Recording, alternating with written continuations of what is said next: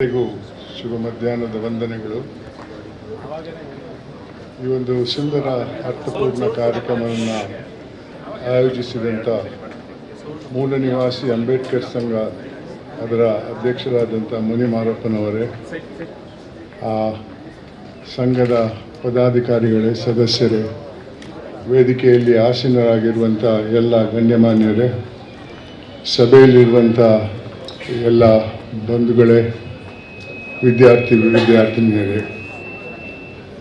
ಮೊದಲಾಗಿ ಇವತ್ತು ಈ ಕಾರ್ಯಕ್ರಮದಲ್ಲಿ ಸನ್ಮಾನಿಸಲ್ಪಟ್ಟಂಥ ಎಲ್ಲ ವಿದ್ಯಾರ್ಥಿಗಳನ್ನು ನಾನು ಅಭಿನಂದಿಸ್ತಾ ಇದ್ದೇನೆ.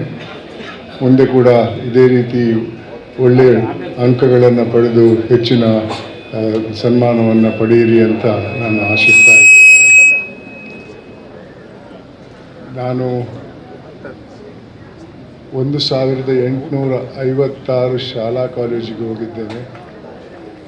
ನನ್ನ ಲೋಕಾಯುಕ್ತದ ಅನುಭವಗಳನ್ನು ಯುವಕ ಯುವತಿಯರ ಜೊತೆ ಹಂಚಿಕೊಳ್ಬೇಕನ್ನುವ ಹಿನ್ನೆಲೆಯಲ್ಲಿ, ಯಾಕಂದರೆ ಲೋಕಾಯುಕ್ತಕ್ಕೆ ಬಂದ ನಂತರ ನಾನು ಭಾಳಷ್ಟು ಅನ್ಯಾಯವನ್ನು ಕಂಡೆ. ಅದು ಕೂಡ ಸಂವಿಧಾನದಲ್ಲಿ ಜನರ ಸೇವೆಗಾಗಿ ಸೃಷ್ಟಿ ಮಾಡಿದಂಥ ಒಂದು ಸಂಸ್ಥೆಯಿಂದ, ಅದು ಶಾಸಕಾಂಗವೇ ಇರ್ಬೋದು, ಕಾರ್ಯಾಂಗವೇ ಇರ್ಬೋದು, ನ್ಯಾಯಾಂಗವೇ ಇರ್ಬೋದು, ಅಂಥ ಸಂಸ್ಥೆಗಳಿಂದ ಜನರಿಗಾಗುವಂಥ ಅನ್ಯಾಯವನ್ನು ಭಾಳ ಹತ್ತಿರದಿಂದ ಕಂಡೆ. ಇದು ಯಾಕೆ ಈ ರೀತಿ ಆಗ್ತಾ ಇದೆ ಅಂತ ನಾನು ನನ್ನಲ್ಲೇ ಚರ್ಚೆ ಮಾಡಿದಾಗ ನನಗೆ ಅನಿಸಿದ್ದು, ಇದು ವ್ಯಕ್ತಿಗಳ ತಪ್ಪಲ್ಲ, ಇದು ಸಮಾಜದ ತಪ್ಪು. ನಾನು ಚಿಕ್ಕವನಾಗಿದ್ದಾಗ ಅಂಥ ಸಮಾಜದಲ್ಲಿದ್ದೆ. ಆ ಸಮಾಜ ಒಳ್ಳೆ ಕೆಲಸ ಮಾಡಿದ್ದವರನ್ನು ಗುರುತಿಸಿ ಪುರಸ್ಕರಿಸ್ತಾ ಇತ್ತು, ತಪ್ಪು ಮಾಡಿದ್ದವರಿಗೆ ಶಿಕ್ಷೆ ಕೊಡ್ತಾ ಇತ್ತು. ಅದು ಕೋರ್ಟಿನ ಶಿಕ್ಷೆ ಅಲ್ಲ, ಅದು ಸಮಾಜದ ಶಿಕ್ಷೆ ಆಗಿತ್ತು. ಉದಾಹರಣೆಗೆ, ನನ್ನ ಗ್ರಾಮದಲ್ಲಿ ಯಾರಾದರೂ ತಪ್ಪು ಮಾಡಿ ಜೈಲಿಗೆ ಹೋಗಿದ್ರೆ ನನ್ನ ಪೋಷಕರು ಹೇಳ್ತಾ ಇದ್ರು, ಆ ಮನೆ ಹತ್ತಿರ ಹೋಗಬೇಡ ಅಂತ. ಆ ಬಹಿಷ್ಕಾರ ಒಂದು ಸಮಾಜದ ಶಿಕ್ಷೆ ಆಗಿತ್ತು. ಅದು ತಪ್ಪು ಮಾಡಿದ್ದವನಿಗೆ ಮಾತ್ರ ಅಲ್ಲ, ಆತನ ಕುಟುಂಬದ ಇತರ ಸದಸ್ಯರ ಮೇಲೆ ಕೂಡ ಅದರ ಪರಿಣಾಮ ಬೀಳ್ತಾ ಇತ್ತು. ಆದ್ದರಿಂದ ಆ ಕಾಲದಲ್ಲಿ ತಪ್ಪು ಮಾಡುವವರ ಸಂಖ್ಯೆ ಭಾಳ ಕಮ್ಮಿ ಆಗಿತ್ತು. ತಪ್ಪು ಮಾಡುವವರು ಇದ್ದರೂ ಅದರ ಸಂಖ್ಯೆ ಭಾಳ ಕಮ್ಮಿ ಆಗಿತ್ತು. ಈ ಒಂದು ಬದಲಾವಣೆಗೆ ಏನು ಕಾರಣ ಅಂತ ನಾನು ನನ್ನಲ್ಲೇ ಚರ್ಚೆ ಮಾಡಿದಾಗ ನನಗನಿಸಿದ್ದು, ಇದಕ್ಕೆ ಮೂಲ ಕಾರಣ ಒಂದು ರೋಗ. ಆ ರೋಗದ ಹೆಸರು ದುರಾಸೆ. ಈ ದುರಾಸೆ ಇದ್ದರೆ ಅದಕ್ಕೆ ಮಿತಿ ಇಲ್ಲ, ಎಷ್ಟು ಮಾಡಿದರೂ ಸಾಲಲ್ಲ. ನಮ್ಮ ದೇಶದಲ್ಲಿ ಭಾಳಷ್ಟು ಅಭಿವೃದ್ಧಿ ಆಗಿದೆ, ಆದರೆ ನನ್ನ ಅನಿಸಿಕೆಯಲ್ಲಿ ಅದಕ್ಕಿಂತಲೂ ಜಾಸ್ತಿ ಅಭಿವೃದ್ಧಿ ಆದದ್ದು ದುರಾಸೆ ಅನ್ನುವ ರೋಗ. ಕೆಲಸಕ್ಕೆ ಹೋಗದಂಥ ಪೋಷಕರು ಟಿ ವಿ ಸೀರಿಯಲ್ ನೋಡ್ತಾ ಇರ್ತಾರೆ, ಮಕ್ಕಳ ಜೊತೆ ಸಂಪರ್ಕ ಇಲ್ಲ. ಮಕ್ಕಳಿಗೆ ಒಂದು ಐಫೋನ್ ಕೊಟ್ಟಿರ್ತಾರೆ, ಆ ಐಫೋನ್ನಲ್ಲಿ ಅವರ ವಿಚಾರ. ಶಾಲೆಗೆ ಹೋದಾಗ ಇವತ್ತು ನೀತಿ ಪಾಠ ಅನ್ನುವ ಸಬ್ಜೆಕ್ಟೇ ಇಲ್ಲ. ಯಾರಿಗೆ ಬೇಕು ನೀತಿ ಪಾಠ? ಅದರಿಂದ ಹಣ ಮಾಡೋಕ್ಕಾಗಲ್ಲ. ಇವತ್ತಿನ ಸಮಾಜದ ಗುರಿ ಒಂದೇ ಒಂದು, ಶ್ರೀಮಂತನಾಗಬೇಕು, ದೊಡ್ಡ ಹುದ್ದೆಗೆ ಹೋಗಬೇಕು. ಯಾಕೆ? ಜನತಾ ಸೇವೆ ಮಾಡೋಕ್ಕಲ್ಲ, ಹಣ ಮಾಡೋಕ್ಕೆ ಮಾತ್ರ. ವಿದ್ಯಾರ್ಥಿನಿಯರೇ, ನಿಮ್ಮ ಭವಿಷ್ಯ ಇದು. ಇಷ್ಟೊಂದು ಹಣ ಸೋರ್ಕೊಂಡು ಹೋಗ್ತಾ ಇದ್ರೆ ಯಾವ ರೀತಿಯಲ್ಲಿ ಅಭಿವೃದ್ಧಿ ಆಗಕ್ಕೆ ಸಾಧ್ಯವಿದೆ? An ambition to become somebody big, an ambition to become somebody rich. Legitimately earned wealth is no product of sin. ಸಕ್ರಮವಾಗಿ ಪಡೆದಂಥ ಸಂಪತ್ತಿನಿಂದ ಏನೇ ತಪ್ಪಿಲ್ಲ, ಕೋಟ್ಯಾಂತರ ರೂಪಾಯಿ ಮಾಡಿ. ಆದರೆ ಇನ್ನೊಬ್ಬನ ಜೇಬಿ ಕೈ ಹಾಕಿಲ್ಲ, ಇನ್ನೊಬ್ಬನ ಹೊಟ್ಟೆ ಕಲ್ಲಾಕೆಲ್ಲ. ಸರ್ಕಾರಿ ಹುದ್ದೆಗೆ ಬಂದರೆ ಆ ಹುದ್ದೆಯ ಜವಾಬ್ದಾರಿ ಏನಂತ ನಾನು ತಿಳ್ಕೊಳ್ಳಿ. ನೀವು ಇತರರ ಕೆಲಸ ಮಾಡೋಕ್ಕೆ ಬಂದಿದ್ದೀರಿ ಹೊರತು ಇತರರಿಗೆ ಮೋಸ ಮಾಡೋಕ್ಕೆ ಅಲ್ಲ. ವಿದ್ಯಾರ್ಥಿನಿಯರೇ, ಇದರ ಪರಿಣಾಮ ಏನು? ಒಂದು ದೊಡ್ಡ ಪರಿಣಾಮ ಈ ದುರಾಸೆ, ಇದು ಹಣದ ಉಬ್ಬರ. ನಾನು ಸ್ಕೂಲ್ಗೆ ಹೋಗ್ತಾ ಇದ್ದಾಗ 1 ಗ್ಯಾಲನ್ ಪೆಟ್ರೋಲಿಗೆ 12 ಆಣೆ ಇತ್ತು. 1 ಗ್ಯಾಲನ್ ಪೆಟ್ರೋಲ್ ಅಂದರೆ 4 ಲೀಟರ್, ಅಂದರೆ 1 ಲೀಟರ್ಗೆ 3 ಆಣೆ. ಇವತ್ತು 1 ಲೀಟರ್ಗೆ 105 ರೂಪಾಯಿ ಇದೆ. ಯಾವ ಮಟ್ಟಕ್ಕೆ ಹೋಗಿದ್ದೇವೆ? ಎಷ್ಟು ಹಣ ಬೇಕು ಒಂದು ಮನೆ ಸುಧಾರಿಸ್ಕೊಳ್ಬೇಕಾದ್ರೆ? ಮುಂದೆ ನೀವು ಪೋಷಕರಾದರೆ ಯಾವ ರೀತಿಯಲ್ಲಿ ಈ ಹಣವನ್ನು ನೀವು ಸಂಪಾದಿಸಬಹುದು? ನಾನು ಭಾಳ ಹತ್ತಿರದಿಂದ ಕಂಡಿದ್ದೇನೆ ಈ ದುರಾಸೆಯಿಂದ ಆಗುವಂಥ ಅನ್ಯಾಯವನ್ನು. ಒಂದು ದಿವಸ ಗಂಡ ಹೆಂಡತಿ ಒಂದು 6 ತಿಂಗಳ ಮಗುವನ್ನು ಕರ್ಕೊಂಡು ಲೋಕಾಯುಕ್ತಕ್ಕೆ ಬರ್ತಾರೆ. ಏನಪ್ಪ ಸಮಸ್ಯೆ ಅಂತ ಕೇಳಿದರೆ, ಸ್ವಾಮಿ ಈ ಮಗು ನೋಡೋಕ್ಕೆ ಚೆನ್ನಾಗೇ ಇದೆ, ಈ ಮಗುವಿಗೆ ಗುದದ್ವಾರ ಇಲ್ಲ, ನೋ ರೆಕ್ಟಮ್, ತಿನ್ನೋದು ಬಾಯಲ್ಲಿ, ಹೊರಗೆ ತರೋದು ಬಾಯಲ್ಲಿ. ಆ ಊರಿನ ಡಾಕ್ಟರ್ ಹೇಳ್ತಾರೆ, ಬೇಸರ ಮಾಡ್ಕೊಳ್ಬೇಡಿ, ಈ ಮಗುವನ್ನು ಒಂದು ಸುಸಜ್ಜಿತ ಆಸ್ಪತ್ರೆಗೆ ಕರ್ಕೊಂಡು ಹೋಗಿ, ಅಲ್ಲಿ ಮಕ್ಕಳ ತಜ್ಞ ಆಪರೇಷನ್ ಮೂಲಕ ಈ ಮಗುವನ್ನು ಸರಿಪಡಿಸ್ಕೊಡ್ತಾನಂತ. ಅದನ್ನು ನಂಬಿ ಒಂದು ಸರ್ಕಾರಿ ಮೆಡಿಕಲ್ ಕಾಲೇಜ್ ಆಸ್ಪತ್ರೆಗೆ ಈ ಮಗುವನ್ನು ಕರ್ಕೊಂಡು ಹೋಗ್ತಾರೆ. ಅಲ್ಲಿ ವೈದ್ಯ ಮಗುವನ್ನು ನೋಡ್ತಾನೆ, ಎಲ್ಲ ಸರಿ ಮಾಡಿಕೊಡ್ತಾನೆ, ಆದರೆ ಒಂದಿಷ್ಟು ಖರ್ಚು ಆಗ್ತದೆ ಅಂತಾನೆ. ಖರ್ಚು ಎಲ್ಲ ಖರ್ಚು ಲಂಚ. ಗಂಡ ಹೆಂಡತಿ ಗೊತ್ತಿತ್ತು ಇವತ್ತಿನ ಪರಿಸ್ಥಿತಿಯಲ್ಲಿ ಏನಾಗ್ತದೆ ಅಂತ, ಸ್ವಲ್ಪ ಸಾಲ ಗೀಲ ಮಾಡಿ ಹಣ ತಗೊಂಡೋಗಿದ್ರೆ ಅದನ್ನು ವೈದ್ಯನ ಮೇಜಿನ ಮೇಲೆ ಇಡ್ತಾರೆ. ವೈದ್ಯ ಅದಕ್ಕೆ ಲೆಕ್ಕ ಹಾಕ್ಬಿಟ್ಟು, ಈ ಮೊತ್ತಕ್ಕೆ ನಾನು ಪಕ್ಕದಲ್ಲಿ ಒಂದು ಸಂಧಿ ಮಾಡಿಕೊಡ್ತೇನೆ, ಮಲ ಅದರಿಂದ ಹೊರಗೆ ಹೋಗ್ತದೆ. ಮಗು ಒಂದು ಬ್ಯಾಗ್ ಹಾಕ್ಕೊಂಡಿರಬೇಕು ಜೀವನ ಪರ್ಯಂತ ಆ ಮಲ ಶೇಖರಣೆ ಮಾಡೋಕ್ಕೆ. ಎಂಥ ವೈದ್ಯ! ದೇವರನ್ನು ಬೇಡ್ಕೊಂಡಿರಬೇಕು, ನನಗೆ ವಿದ್ಯೆ ಕೊಡಿ, ನನ್ನನ್ನು ವೈದ್ಯನಾಗಿ ಮಾಡಿ, ನನ್ನನ್ನು ಮಕ್ಕಳ ತಜ್ಞನಾಗಿ ಮಾಡಿ, ನನಗೊಂದು ಸರ್ಕಾರಿ ಕೆಲಸ ಕೊಡಿಸಿ ಅಂತ. ದೇವರೆಲ್ಲ ಕೆಲಸ ಕೊಟ್ಟರು. ಅಲ್ಲೊಂದು 6 ತಿಂಗಳ ಮಗು ಬರ್ತದೆ. ಆ ಮಗುವಿಗೆ ಭವಿಷ್ಯ ಕೊಡುವಂಥ ಶಕ್ತಿ ಆತನಲ್ಲಿತ್ತು, ಆದರೆ ದುರಾಸೆ ಬಿಟ್ಟಿಲ್ಲ. ಆ ಮಗುವನ್ನು ನಾವು ಇನ್ನೊಂದು ಸರ್ಕಾರಿ ಆಸ್ಪತ್ರೆಗೆ ಕರ್ಕೊಂಡು ಹೋಗಿಲ್ಲ, ಹಳೆ ಏರ್ಪೋರ್ಟ್ ರೋಡಲ್ಲಿರುವಂಥ ಮಣಿಪಾಲ್ ಆಸ್ಪತ್ರೆಗೆ ಕರ್ಕೊಂಡು ಹೋಗಿ ಅಲ್ಲಿ ನನ್ನ ಚಿಕಿತ್ಸೆ ನಡೀತಾ ಇತ್ತು. ಅವರು ನನ್ನ ಊರಿನವರು ಅವ್ರನ್ನ ಬೇಡ್ಕೊಂಡ್ವಿ, ಮಗುವಿಗೊಂದು ಭವಿಷ್ಯ ಕೊಡಿ, ನಮ್ಮ ಹತ್ರ ಕೊಡೋಕ್ಕೆ ಹಣ ಇಲ್ಲ ಅಂತ. ಅವರು ಆಪರೇಷನ್ ಮಾಡಿದರು.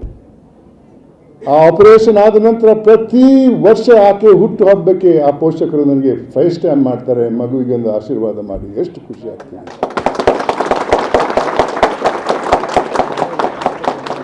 ಹೋದ ಅಕ್ಟೋಬರ್ ತಿಂಗಳಲ್ಲಿ ಆಕೆ 16ನೇ ಹುಟ್ಟುಹಬ್ಬಕ್ಕೆ ಆ ಮಗುವಲ್ಲ ಹೆಣ್ಮಗಳನ್ನು ಕರ್ಕೊಂಡು ಮನೆಗೆ ಬಂದಿದ್ದರು. ಆಕೆ ನನಗೆ ಹೇಳ್ತಾರೆ, ನಿಮಗೆ ಭರವಸೆ ಕೊಡ್ತೇನೆ ಸರ್, ನಾನೊಬ್ಬ IAS ಅಧಿಕಾರಿ ಆಗ್ತೇನೆ. ನಾನು ಹೇಳಿದೆ, IAS ಅಧಿಕಾರಿ ಅಂದರೆ ನೀನು ಅಧಿಕಾರಿ ಸಾರ್ವಜನಿಕರ ಮೇಲೆ ಅಲ್ಲ, ನೀವು ಸಾರ್ವಜನಿಕರ ಸೇವಕ. ಹೌದು ಸರ್, ನನಗೆ ಗೊತ್ತಿದೆ, ನೀವು ಏನು ಸಹಾಯ ಮಾಡಿದ್ರಿ ಅಂತ ನನಗೆ ಗೊತ್ತಿದೆ ಅಂತ. ವಿದ್ಯಾರ್ಥಿನಿಯರು ಸರ್ಕಾರಿ ಕೆಲಸಕ್ಕೆ ಹೋಗಬೇಕು, ಆದರೆ ಅದರ ಜವಾಬ್ದಾರಿಯನ್ನು ತಿಳ್ಕೊಳ್ಬೇಕು. ಇವತ್ತೊಂದು ನಿರ್ಧಾರಕ್ಕೆ ಬರಬೇಕಾದ್ರೆ ಆ ಅಧಿಕಾರಿಯಲ್ಲಿರುವಂಥ ಯೋಚನೆ ಏನೆಂದರೆ, ಇದರಲ್ಲಿ ನನಗೆ ಏನಿದೆ ಅಂತ, ಜನರಿಗೇನಿದೆ ಅಂತಲ್ಲ, ರಾಜ್ಯಕ್ಕೇನಿದೆ ಅಂತಲ್ಲ, ರಾಷ್ಟ್ರಕ್ಕೇನಿದೆ ಅಂತಲ್ಲ. ಅದು ದುರಾಸೆಯ ಫಲ. ಆ ದುರಾಸೆಯನ್ನು ನಿಮ್ಮ ಜೀವನದಿಂದ ದೂರ ಇಟ್ಟಿರಿ. ಇದ್ದದ್ರಲ್ಲೇ ಸಂತಸ ಪಡೆಯುವಂಥ ಒಂದು ತೃಪ್ತಿ ಪಡೆಯಿರಿ. ನಾನು ಅದನ್ನು ಪಾಲಿಸಿದ್ದೇನೆ. 3 ಜನ ಮುಖ್ಯಮಂತ್ರಿಗಳ ವಿರುದ್ಧ ವರದಿ ಕೊಟ್ಟಿದ್ದೇನೆ, 8 ಜನ ಮಂತ್ರಿಗಳ ವಿರುದ್ಧ ಕೊಟ್ಟಿದ್ದೇನೆ, 150 ಅಧಿಕಾರಿಗಳ ವಿರುದ್ಧ ಕೊಟ್ಟಿದ್ದೇನೆ. ನನ್ನ ಹೆಸರು ಹಾಕಬೇಡಿ ಅಂತ ನನಗೆ ಎಷ್ಟು ಹಣ ಕೊಡ್ತಾ ಇದ್ರು ಸ್ವಲ್ಪ ಯೋಚನೆ ಮಾಡಿ. ನಾನು ನಿವೃತ್ತನಾಗಿ 14 ವರ್ಷ ಆಗ್ತಾ ಬಂತು. ಯಾರೂ ನನ್ನ ಬಟ್ಟೆ ಬಿಚ್ಚಕ್ಕಾಗಿಲ್ಲ, ಯಾರಿಂದಲೂ 1 ರೂಪಾಯಿ ತಗೊಂಡಿಲ್ಲ. 86 ವರ್ಷ ವಯಸ್ಸು ನನಗೆ. ಅದು ಹೇಳಿದಲ್ಲ, 1856 ಶಾಲಾ ಕಾಲೇಜಿಗೆ ಹೋಗಿದ್ದೇನೆ. ಯಾಕೆ? ನನ್ನ ಅನುಭವವನ್ನು ನಿಮ್ಮ ಮುಂದೆ ಇಡಕ್ಕೆ. ನಿಮ್ಮ ಮೇಲೆ ನನಗೆ ಅದೇ ಆಸೆ ಇದೆ, ಭರವಸೆ ಇದೆ. ಬದಲಾಯಿಸಿ ಈ ಸಮಾಜವನ್ನು. ನಿಮ್ಮಲ್ಲಿ ತೃಪ್ತಿ ಇದ್ದರೆ ಒಳ್ಳೆ ನಿದ್ದೆ ಬರ್ತದೆ. ಅಕ್ರಮವಾಗಿ ಪಡೆದಂಥ ಸಂಪತ್ತಿನಿಂದ ನಿದ್ದೆ ಬರಲ್ಲ. ಯಾವ ಸಂಪತ್ತನ್ನು ಬ್ಯಾಂಕಲ್ಲಿ ಇಡೋಕ್ಕಾಗಲ್ಲ. ಇನ್ನೊಬ್ಬನ ಮನೆಯಲ್ಲಿ ಇಟ್ಟಿದ್ರೆ ಮತ್ತೆ ಅವನು ವಾಪಸ್ ಕೊಡಲ್ಲ. ನೀವು ಇತ್ತೀಚೆಗೆ ಒಂದು ಪೇಪರಲ್ಲಿ ನೋಡಿರಬೇಕು, ಸಿನಿಮಾ ಸ್ಟಾರ್ ರಮ್ಯಾ ಅಂತ ಏನೋ ಇದೆ, ಆಕೆ ಗೋಲ್ಡ್ ಸ್ಮಗ್ಲಿಂಗಲ್ಲಿ ಇನ್ವಾಲ್ವ್ ಆಗಿದ್ರು. 34 ಕೋಟಿ ರೂಪಾಯಿ ಆಸ್ತಿ ಇತ್ತು, ಅದನ್ನು ಸೀಸ್ ಮಾಡಿದ್ದಾರೆ. ಆ ಹಣ, ಮನೆ ಪ್ರಾಪರ್ಟಿ ಯಾವಾಗಲೂ ವಾಪಸ್ ಹೋಗೋಕ್ಕೆ ಸಾಧ್ಯವಿಲ್ಲ. ಆಕೆ ಖುಲಾಸೆ ಆದರೂ ಕೂಡ ಹಣ ವಾಪಸ್ ಹೋಗಲ್ಲ. ಅಂಥವ್ರಿಗೆ ಏನು ನಿದ್ದೆ ಬರ್ತದೆ?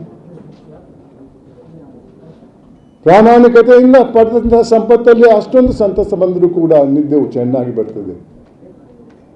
ವಿದ್ಯಾರ್ಥಿನಿಯರೇ, ಇನ್ನೊಂದು ಮೌಲ್ಯದ ಅಗತ್ಯ ಇದೆ, ಅದು ಮಾನವೀಯತೆ.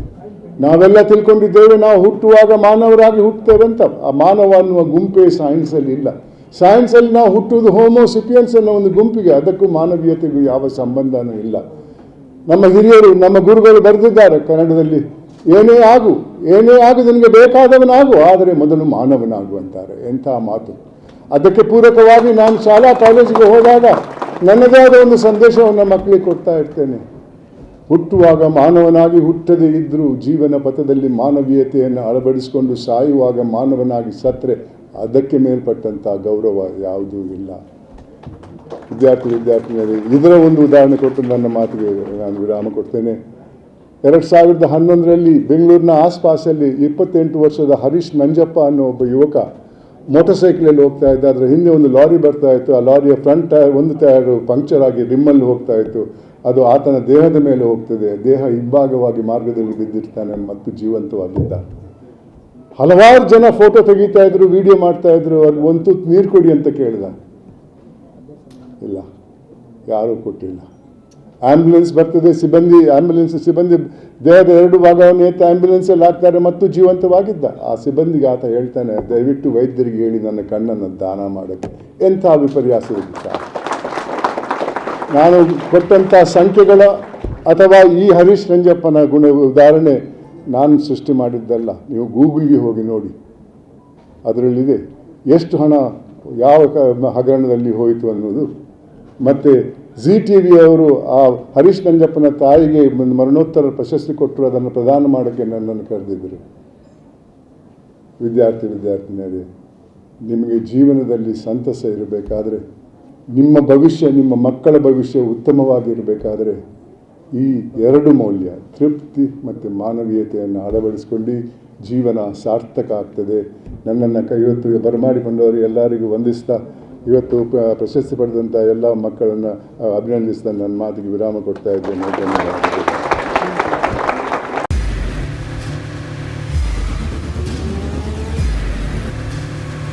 ಪ್ರಜಾಮಾರ್ಗ ನ್ಯೂಸ್, ಇದು ಜನಸಾಮಾನ್ಯರ ಧ್ವನಿ. ನಮಸ್ಕಾರ. ನೀವು ನೋಡ್ತಾ ಇದ್ದೀರಾ ಪ್ರಜಾಮಾರ್ಗ ನ್ಯೂಸ್. ರಾಷ್ಟ್ರದ, ರಾಜ್ಯದ, ರಾಜಕೀಯದ ಬಗ್ಗೆ ಹೆಚ್ಚಿನ ಸಿನಿಮಾ ಅಪ್ಡೇಟ್ಗಳಿಗಾಗಿ ಫಸ್ಟ್ ಲೈಕ್ ಮಾಡಿ, ಸಬ್ಸ್ಕ್ರೈಬ್ ಆಗಿ, ಹಾಗೆ ಫಾಲೋ ಕೂಡ ಮಾಡಬೇಕು.